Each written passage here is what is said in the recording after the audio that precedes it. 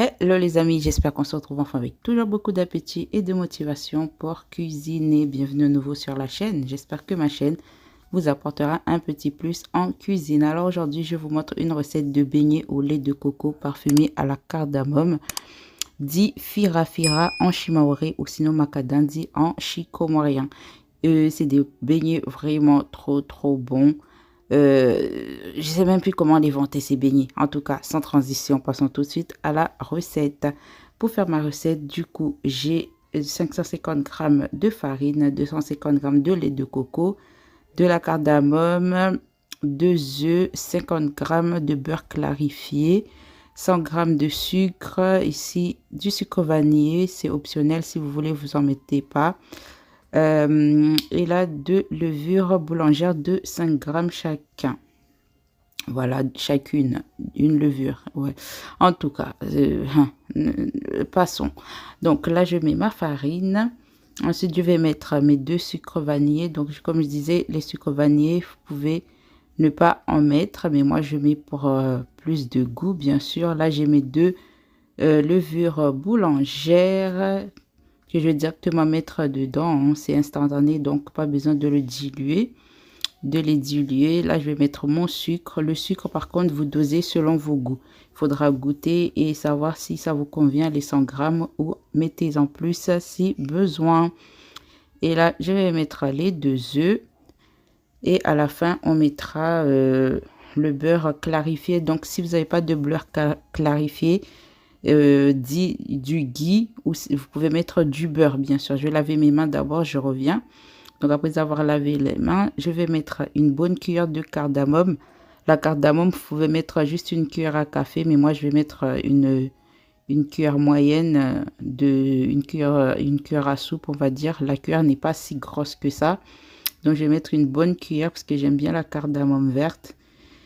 C'est trop bon. En tout cas, vous pouvez mettre juste une petite cuillère à café et ça fera l'affaire. Mais en tout cas, vous ajustez les quantités selon vos goûts, bien sûr, les amis. Donc, comme je vous le disais, le beurre clarifié, je vais le mettre après quand j'aurai mélangé tout ça.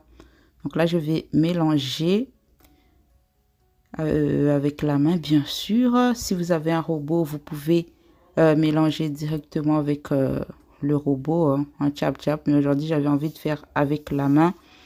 Pour vous dire la vérité, flemme de descendre le robot. Oui, disons-nous les vérités.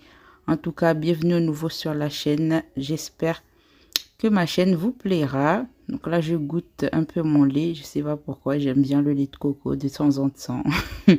Donc, j'espère que ma chaîne vous plaira. N'oubliez pas de vous abonner, les amis, de liker, d'activer la cloche des notifications et de commenter, bien sûr. Commentez, s'il vous plaît. Vos commentaires sont essentiels pour faire décoller la chaîne. Donc là, on mélange bien. Et après, on va venir mettre le beurre après. Une fois qu'on aura bien mélangé tous les ingrédients, on viendra mettre le beurre pour finir voilà, pour finir de mélanger notre pâte. En tout cas, le français, vous comprenez, les amis. Donc là, le beurre, il est bien mou. Il n'est pas dur. Donc, s'il est trop dur, vous mettez quelques secondes au micro-ondes pour bien le rendre mou. Et après, vous continuez à bien mélanger. Donc, vous voyez, là, c'est bien mou. Donc là, je viens bien mélanger ma pâte pour que tout se mêle. Le beurre clarifié. Comme je disais, vous pouvez mettre du beurre normal, hein. Pas besoin de mettre du beurre clarifié, mais avec le beurre clarifié, je trouve que le goût est encore plus élevé, super bon. Voilà, ça c'était juste mon avis et un conseil. Donc après avoir bien mélangé, ce que je vais faire pour décoller mes mains, parce que là j'ai une pâte assez collante, je vais prendre juste un peu de farine pour pouvoir former une boule et décoller mes mains de la pâte. Voilà, si vous avez une pâte comme ça, vous prenez environ 20 ou 30 grammes de farine en plus pour pouvoir venir former une boule et laisser la pâte de côté pour lever. Donc là, on travaille bien sa pâte pour que tout soit bien mélangé. Et après, là, je vais prendre un peu de farine à côté pour finir le pétrissage. Enfin, pour finir mon mélange. Voilà. Donc ne vous inquiétez pas si vous avez une pâte assez collante, c'est pas grave, on va y remédier avec un peu de farine. Donc là j'ai à peu près 20 grammes de farine, hein. Vous prenez voilà, prenez 20 grammes de farine et vous venez juste mettre au-dessus et former une boule. Regardez, je vais venir faire de cette façon afin que ma pâte ne soit plus collante.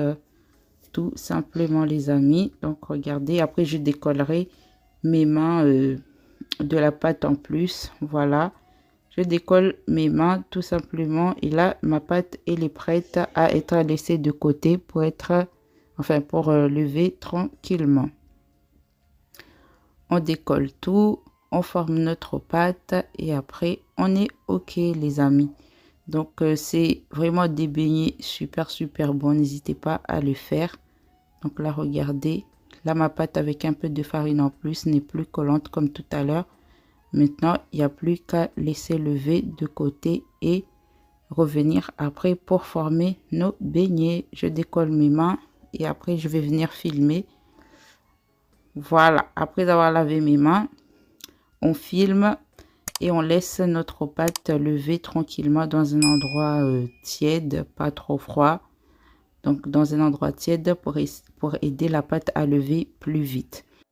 Après, si vous êtes pressé, vous pouvez préchauffer votre four 5 minutes, ensuite l'éteindre et vous mettez un torchon au-dessus de votre bol et vous mettez la pâte dans le four et il va vite monter en 2 temps, 3 mouvements. Mais moi, vu que je suis pas trop pressée, je vais le laisser lever tranquillement. Ça prendra le temps que ça prendra et après, on se retrouve tout de suite quand il sera levé. Et voilà les amis, une fois que ma pâte a bien levé, là vous voyez, la doublé de volume, même triplé de volume.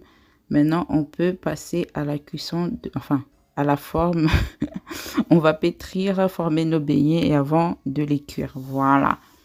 Je vais aller plus vite que la musique. Donc là, on vient tout décoller notre pâte. Elle a vraiment bien monté. Là, on va avoir des beignets trop bien faits. Enfin, j'espère. Après, c'est une première pour moi. Donc, les connaisseuses, ne me jugez pas. Prenez-moi comme votre petite sœur. Hein. Moi, je fais que tester. Et quand c'est réussi, je partage avec vous. Donc, on met juste un peu de farine. Et après, ben, on vient pétrir et aplatir notre pâte et former nos beignets. Rien de plus simple, les amis. Donc là, je mets un peu de farine sur mon plan de travail. Et après, ben, je viens juste aplatir la pâte. Il faut pas trop l'aplatir. Il faut laisser il faut laisser un petit centimètre pour pas que la pâte soit trop fine. Il faut avoir une petite, comment on appelle ça? Une petite épaisseur. Voilà. Donc là, j'aplatis par-ci, par-là. Je viens le retourner. Et après, je viens former mes beignets. Donc là, après, les beignets, vous pouvez les former comme bon vous semble, les amis. Soit vous pouvez faire des ronds avec les petits emporte-pièces ou sinon des rectangles, des triangles, des carrés. En tout cas, moi, regardez comment je vais faire. J'ai découpé ça en diagonale, on le dit, je crois. Donc, je fais ça comme ça. Et après, je vais faire dans l'autre sens avec mon découpe-pâte. Voilà, donc une fois fait comme ça, là, je viens couper aussi en diagonale, mais sur chaque bâton. Je vais y aller comme ça. Donc là, de cette façon, pour former mes beignets. Après, vous pouvez découper la pâte comme bon vous semble. Hein. Vous faites le dessin que vous voulez. Mais moi, je fais de cette façon. En général, ce genre de beignets, dans les îles, quand on le fait, on les découpe de cette façon. D'où son nom.